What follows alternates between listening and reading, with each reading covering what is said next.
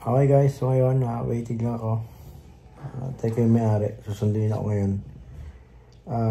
Malapit lang naman, oh.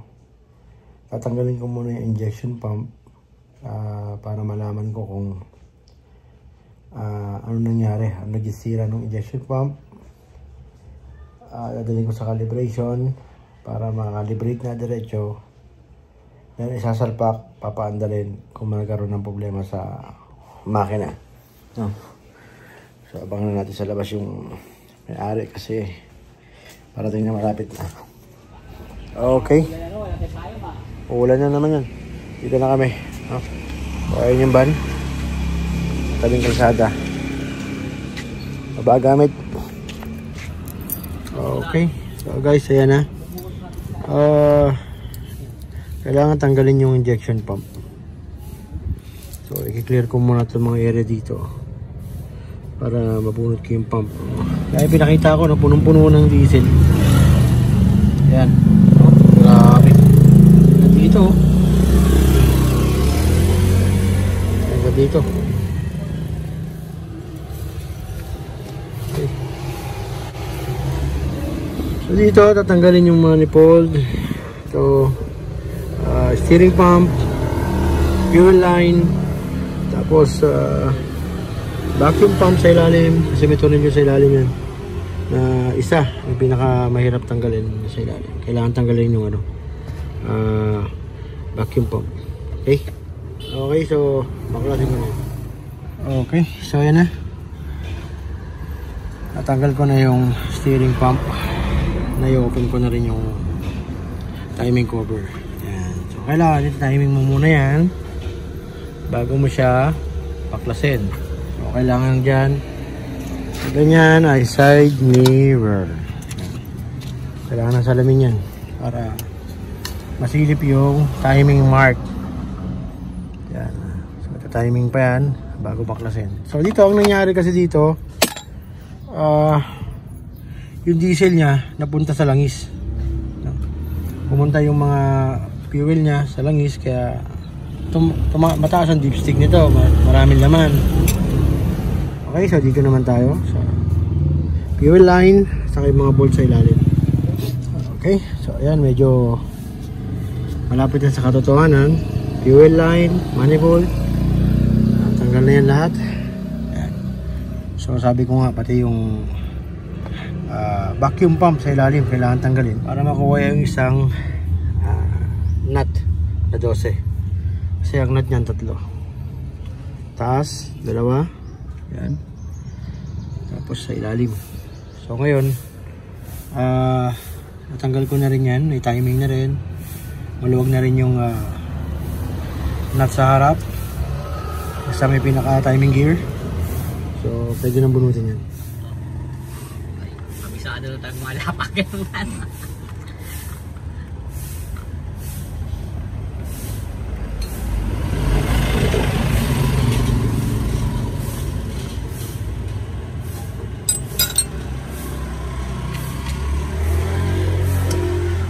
Kabig lang yung kabig.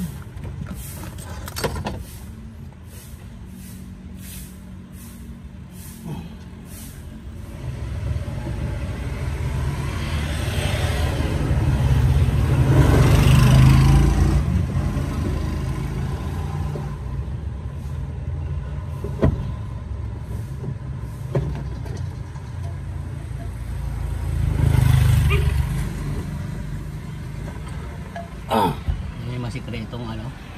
Yan, Ano yan? yung diesel mo tumatagos.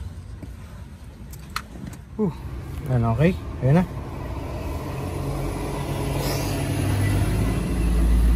Bunot na natin doon siya galing. So ito yung diesel. Ayan. Tama diba, galing yung diesel dito, pumapasok siya ngayon dun sa oil mo, dun sa timing cover, sa timing gear papunta sa oil pan. Yan. So ito ang sira niya, yung oil seal dyan. So diretso na rin yung calibration para kondisyon na rin yung injection pump. Okay. So abangan nyo yun guys, yung second video nyan after magawa nyan, and then ibabalik ko. Okay, so yun na yung injection pump.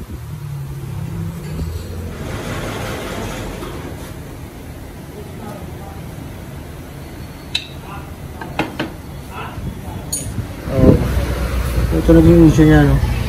Ay, yung bomba niya. Medyo mahina na rin. May gas-gas na dito. So, kailangan palitan. Sa pump, pinaka-bomba. At saka, yung drive shaft. Ano yung drive shaft? So, ito na, nalinis na nila, no? Ito yung issue niya, yung oil seal. Asa yung oil seal niya, kuya? Ito, pinagaling yun, eh. Ayusin natin. Yan, yung belt. Ito. Ito yung may sala sa paghalo.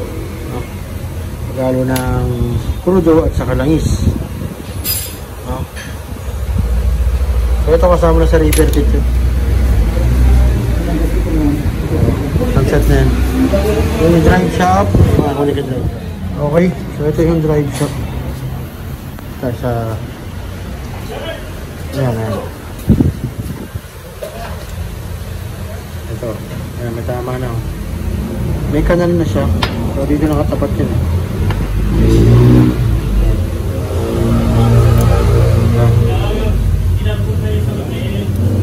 Okay. So matagalan, tumitigas yung pinakagoma niya, yung seal. Ayan, kaya kinakaya talaga yan.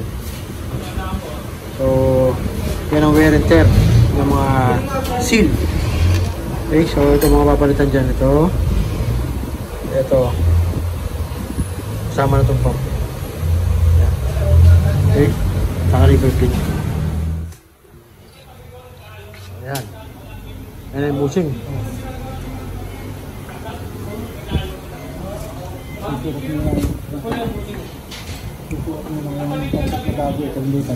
Baka ma-reverse bago yung hindi tayo-tayo naman din siya. Yan, wala yung bushing. Kaya natin yun ang nariyakat bago tanggalin. Sinukat mo? Ito na yung bago. Yan.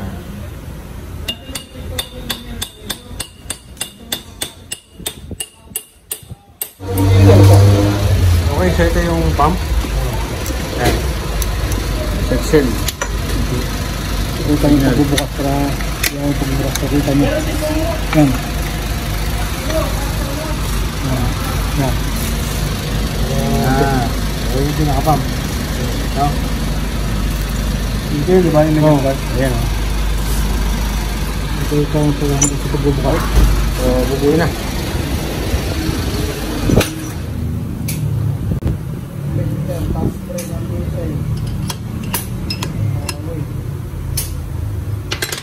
Malaking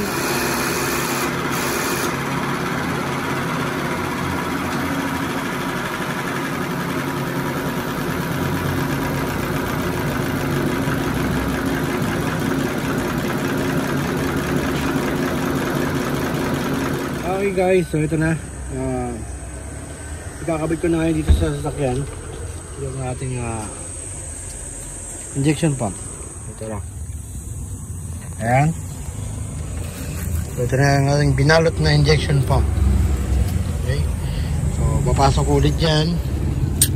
And then kukumplituin. At syempre hindi kailangan i-drain yung oil o yung oil pan yan. Bubuksan, tatapon yung laman, babanlawan. So maraming proseso pa gagawin dito. So after nyan mamaya sabihin ko sa inyo kung bakit nag-wild. Anong reason bakit nag-wild yung makina. At kung anong dapat nyong gawin pagka sakaling mangyari to. At kung ano yung mga sintomas na maaaring mangyari sa iyo pagka napabayaan mo yung ganito. Kung ano yung sintomas na kailangan mong agapan yung mga ganitong issue. No? Okay, so focus muna. Tapusin ko muna yung kabit ko. Pakita ko sa inyo mamaya.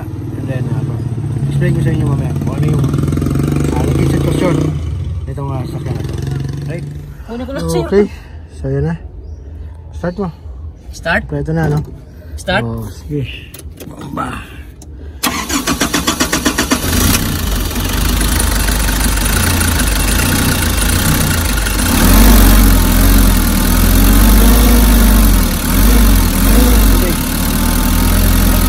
Tubig.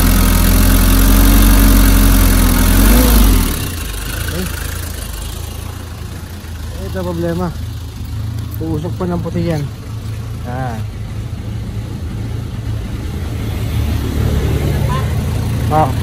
Kasi yung kaya tambutso punong-puno yan ng crudo.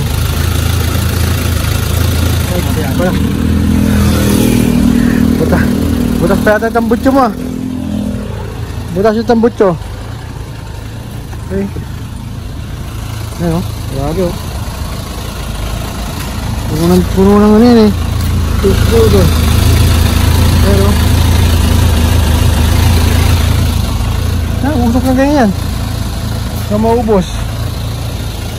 Okay, napandarin mo na ito. Okay guys, ayan, nakita nyo mandar na. Problema na lang, mausok. Hanggang mawala yung langis or langis sa crudo sa tambutso. Tapos after 20 minutes, didrain ko ulit ito. Lagyan ng panibagong oil. No? Kasi kahit pa paano, meron pa yan sa makinang crudo. Pag sinukat mo yan, malabnaw pa, dahil meron pang natirang mga crudo dun sa loob ng makina, no? So ngayon, drink ko mamaya, tapos okay na yan, no? Paandarin na ng paandarin hanggang mawala yung usok, hanggang mawala yung ano. Hopefully sana walang nangyari sa makina. So ngayon, pag-usapan natin bakit nag-wild, no? Nag-wild yung makina niyan dahil napuno na ng crudo ang block niya. So yung crudo umauna sa ibabaw ng piston, kaya nag-high RPM na siya. Kahit patay mo yung makina, hindi mo na siya mapapatay, no? Kagandahan na napatay niya agad. Ang ginawa niya pagka ganyang pagkakataon, ang ginawa ng may-ari, prenimera niya, sa kanya binitawan yung clutch. So namatay daw. Yan. Pwede yan. O pwede naman bumutin mo yung intake, takpan mo yung intake manifold. Yan, namamatay yan. So para maiwasan ito, kung mamamonitor nyo yung mga fuel filter nyo pagka mayroong langis, indication yan, kailangan nyo nang dali sa calibration para kapalitan yung mga seal at makalibrate yung injection pump, para hindi mangyari yung pagpunta ng crudo dun sa makina. Kasi ang unang nagiging problema niyan, naghahalo muna yung diesel at saka langis. So pupunta yung langis sa diesel, worse na yung napunta yung diesel sa makina, no? Sana may natutunan kayong aral dito, kahit hindi ko napakita yung lahat ng proseso.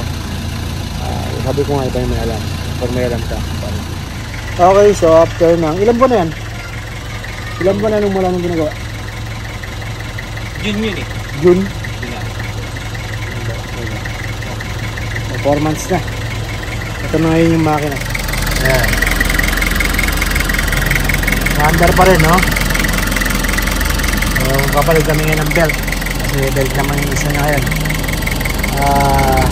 Nagandaan, na-save yung makina, di nasira. Ayan, magana pa rin at quality.